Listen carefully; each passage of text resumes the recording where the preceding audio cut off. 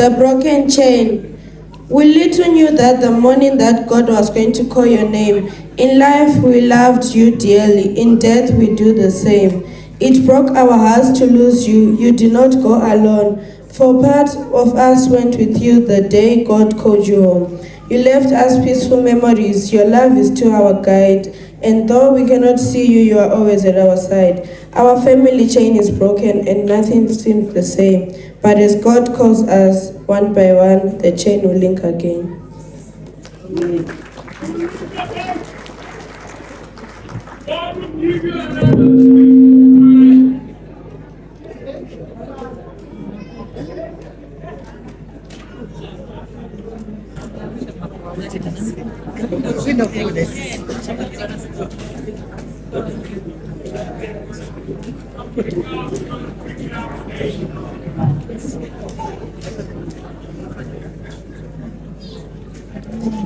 Ngauti pamusoroi kuna headmen vedu vari pakati pedu.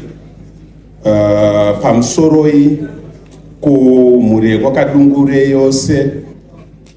Pamusoroi kumhuri kwamubayiwa vari pakati pedu. Hama neshamwari, kereke Salvation Army, kereke Methodist Church in Zimbabwe. Tonzwa kubatikana zvikuru. Pataurwa zvapo I think pangotikanganisike vasi vatezvara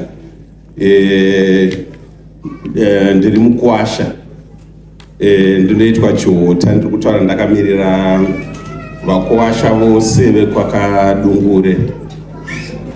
Ndinoda kuti nditende mhuri yekwakadungure, ndigotenda mhuri kwamubayiwa vakatiberekera mudzimai wedu Julie.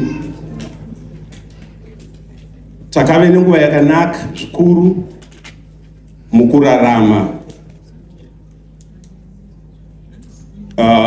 Ini pavakuasha vese ndofunga takaita rombo rakanaka kuti ndakambogarawo naye kwekanguva kakati kuti achienda kuchikoro.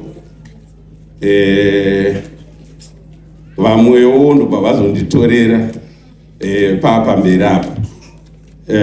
Takagara zvakanaka nguva yose. Nelia apa panapa, Nelia mukuru anga achiti kubva paakauya kusvika pari zvinezvi ane kuona kwaari kuitawo kwakati siyanei nekuti Jula hapo, but isusu sevarume vake hapo hongu, but musiyano hauna kunyanya nokuti mudzimai wedu Nelia ari kuita basa rakanaka.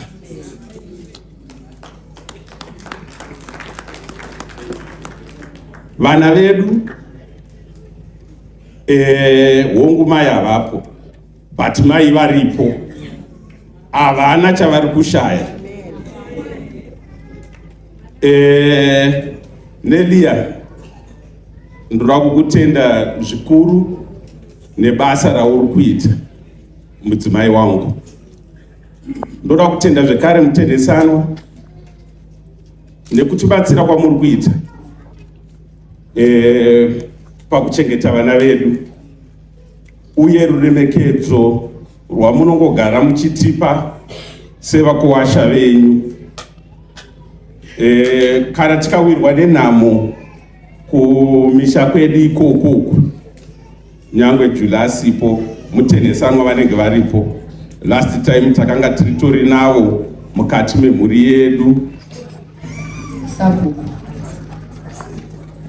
shamwari dzese dziri panapa, shamwari dzaGenius, my own friends vauya kuzotisapota pazuva ranhasi. Tinokutendai nekuuya kwamaita. Shona ndogona kutaura patinondinetsa, so I'm going to speak in English. I want to thank all of you for the love and the support that you have shown for coming all out to be with us today. Genius was my friend, very good friend. Taiwiriran. We used to fight all the time, but we loved each other dearly. He was a very good friend of mine. It was a huge loss to lose him.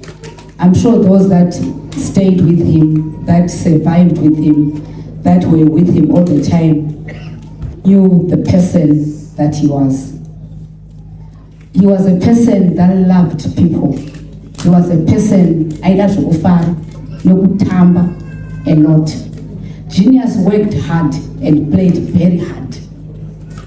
But in everything that he did out of love.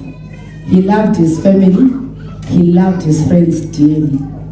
Today, I am happy that this day has come. We've all been waiting for this day so that his soul may rest in peace. I'm sure wherever he is, even the angels are celebrating. NaTete Julie, I loved you, and you know that dearly. Tete Nelia, Vanawa Wasirwa. Nelia is like a daughter to me. I met Genius when Nelia, I think she was 8 years or 9 years. Nditete asimwana shakari. Mwanangu, I know it's not easy, but we are here to support you. Look after the kids that you are given. Mwari anoita kuda kwake. There's a reason why God left you the children that he left you. It's not going to be easy, but in everything that you do, kneel down, pray, and ask God for strength. There is no Bible not apana mtoro omupwa na mwari usikakwanise kutakura.